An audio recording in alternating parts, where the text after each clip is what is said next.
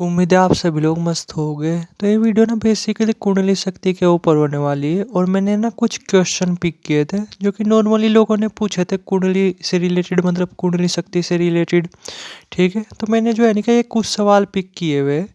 बाकी अगर आपके दिमाग में भी कुछ क्वेश्चन हो ना तो आप भी कमेंट सेक्शन में कमेंट कर देना। ठीक है, जितनी मुझे नॉलेज होगी, जितना मुझे एक्सपीरियंस होगा, तो मैं उसके अकॉर्डिंग आपको उनके भी आंसर देने की कोशिश करूंगा। फिलहाल तो जो है ना कि मैंने 12 क्वेश्चन पिक किए हुए हैं और मेरे ख्याल से शायद अगर ये 12 क्वेश्चनों को आप अच्छी तरीके से समझ पाए तो मेरे ख्याल से कुंडली शक्ति से रिलेटेड शायद फिर आपके बहुत सारे डाउट क्लियर भी हो जाएंगे और उतने डाउट फिर रहेगी भी नहीं।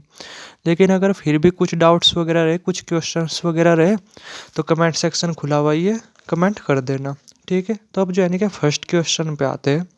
तो फर्स्ट क्वेश्चन तो यही है कि जैसे जो हमारी ये कुंडली शक्ति है, जब ये जागृत हो जाती है तो क्या हम भगवान के खास बन जाते हैं? नहीं।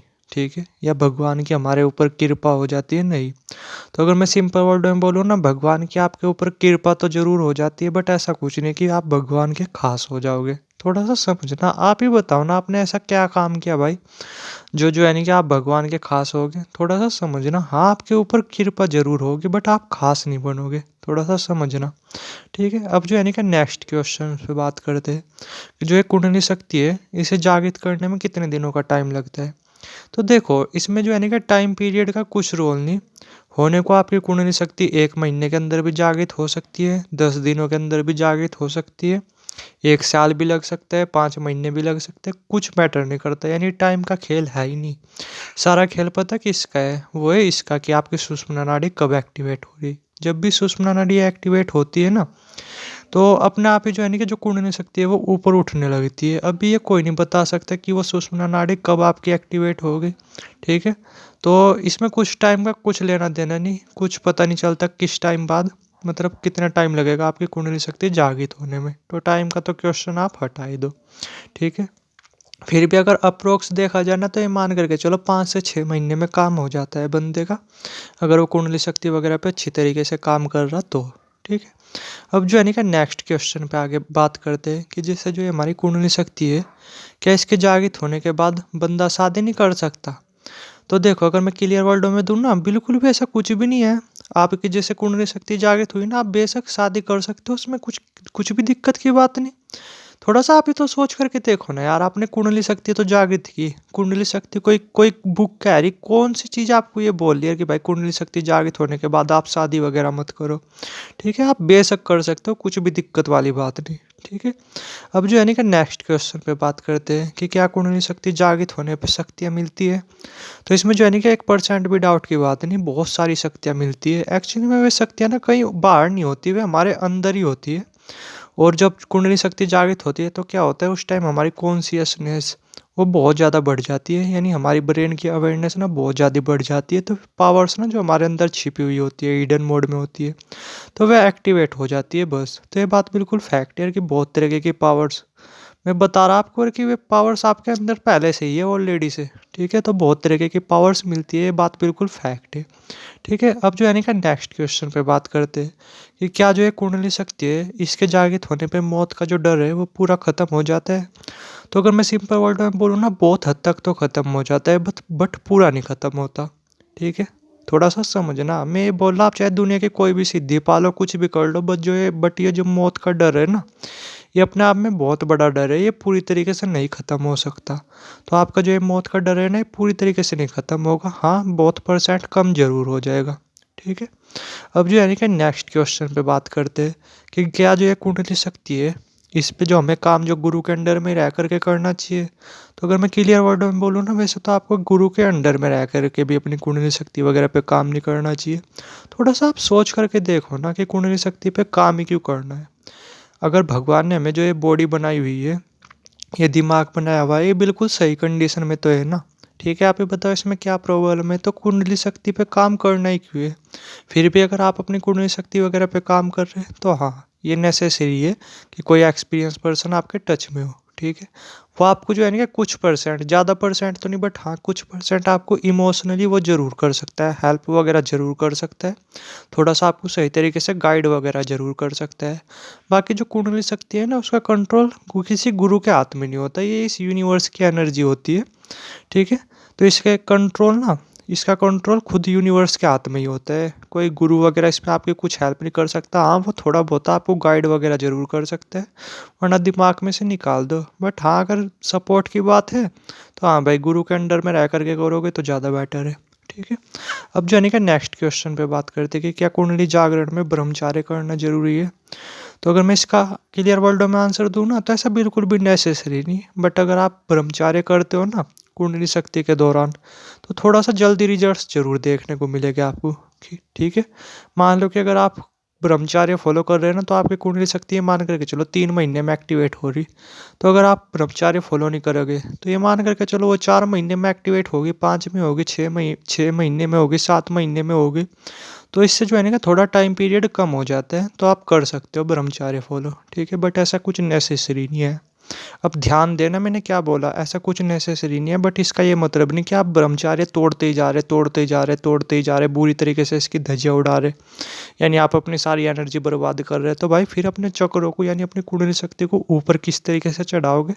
तो इसलिए थोड़ा सा समझना मैंने क्या बोला। ठीक है, अब जो है ना नेक्स्ट पॉइंट पे बात करते हैं कि कुंडली शक्ति जो जागृत होने के बाद क्या होता है। तो वैसे तो ये अपने आप में एक बड़ा कॉन्सेप्ट है और शायद मैंने इसके ऊपर बातचीत भी की हुई है। बट मैं फटाफट कुछ चीज़ें बोलता हूँ कि जैसे एक तो लाइफ ना बिल्कुल स्लो मोशन में चले जाएगी। ठीक है, आपको टाइम का कुछ पता नहीं चलेगा और बहुत तरीके की ऐसी चीज़ें हो रही होती है जिसे आप शायद समझ नहीं पाओ। ठीक है, आपको ऐसा लगने लगता है जैसे आप दुनिया नहीं देख रहे हैं बल्कि एक सपने में हो। ठीक है, यानी आपको ये दुनिया ना एक सपना दिखाई देने लगती है। ज़िंदगी जो है ना कि अभी आपको बहुत वो लग रही, इंटरेस्टिंग लग रही। ठीक है, बहुत फैसिनेट लग रही ज़िंदगी ना, आपको बिल्कुल सीधी सादी दिखाई देने लगती है, जो कि एक्चुअली में है। ठीक है, ये होता है बेसिकली कुंडली शक्ति जागरण के बाद, यानी आपका जो नज़रिया है ना वो पूरा का पूरा चेंज हो चुका होता है। अब जो है नहीं कि मेरे ख्याल से सातवें क्या मेरे ख्याल से 8वां क्वेश्चन है। तो 8वें क्वेश्चन के बारे में बात करते हैं कि क्या कुंडली शक्ति जागृत होने पे आदमी की सभी इच्छाएं पूरी हो जाती है। तो अगर मैं इसका क्लियर वर्डों में बोलूँ ना, आंसर बोलूँ, तो भाई देखो, कुछ इच्छाएं पूरी हो सकती है आपकी, बट सभी इच्छाएं नहीं पूरी हो सकती। थोड़ा सा आप समझना। ठीक है, अब आप ही सोच करके देखो कि सपोज करो आपकी एज जो है ना क्या, मान लो कि 15 ईयर्स के आसपास है और आपकी क्या इच्छा है। आपकी इच्छा ये है कि सपोज करो आपकी कुंडली शक्ति जागृत भी होगी, बट आपकी क्या इच्छा है कि मैं देश का प्रधानमंत्री बन जाऊं।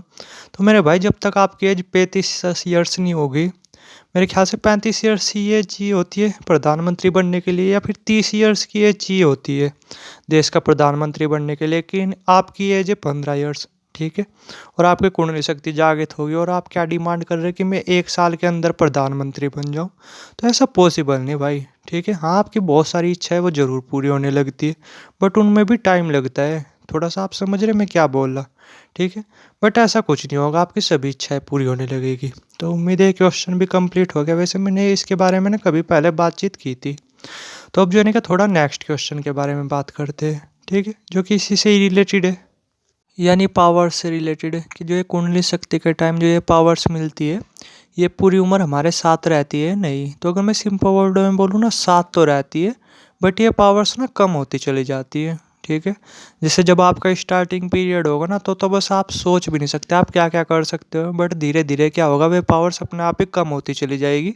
ठीक है, अब इसके पीछे का रीज़न नहीं बेसिकली पता होता कि ये पावर्स किस वजह से कम होती चली जाती है। बट ये बात बिल्कुल फैक्ट है कि जो भी आपको पावर्स वगैरह मिलेगी ना, वो धीरे धीरे कम होती चली जाएगी। उसमें से सिर्फ कुछ ही पावर्स रहेगी जो आपके अंदर एक्टिवेट मोड में रहेगी, वरना और बची हुई जो पावर्स है ना, वो धीरे धीरे कम होती चली जाएगी। ये बात बिल्कुल फैक्ट है। ठीक है, अब जो है ना कि नेक्स्ट क्वेश्चन पे बात करते हैं कि जैसे जो कुंडली शक्ति जागृत होने के बाद क्या हमारी आयु बढ़ जाती है। तो अगर मैं इसका क्लियर वर्ड में आंसर दूँ ना, तो ऐसा बिल्कुल भी पॉसिबल नहीं भाई। ठीक है, जो मृत्यु है ना, मृत्यु का जो टाइम है वो पहले से ही फिक्स हो जाता है। आप चाहे कुछ भी कर लो, कुछ भी सिद्धि वगैरह पा लो, कुछ भी वो कर लो। ठीक है, बट फिर भी आपकी एज नहीं बढ़ सकती भाई। समझ पा रहे हैं आप, क्योंकि जन्म और मृत्यु है साथ साथ चलते हैं, पहले से ही फिक्स होती है। आप जो है नहीं कि एक फालतू सांस भी नहीं ले सकते इस दुनिया में।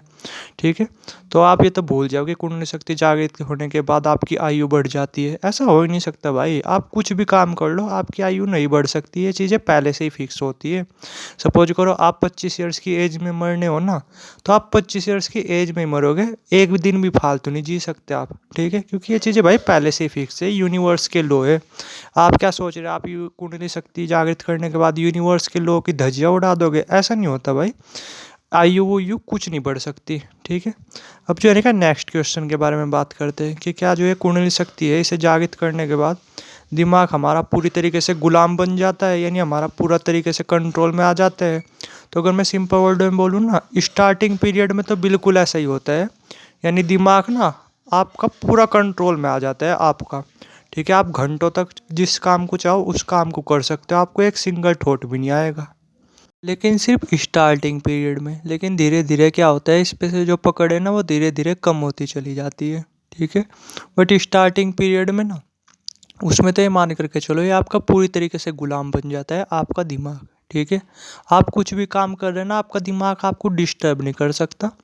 ऐसी चीज़ें होती है स्टार्टिंग पीरियड में। हालांकि पकड़ बाद में भी रहती है, आपका जो दिमाग है वो फिर भी आपका गुलाम रहता है, बट वो उस लेवल का नहीं रहता है। यानी आपका जो दिमाग है ना टाइम के साथ साथ अशांत होने लगता है, उस पे से पकड़ना धीरे धीरे हटने लगती है।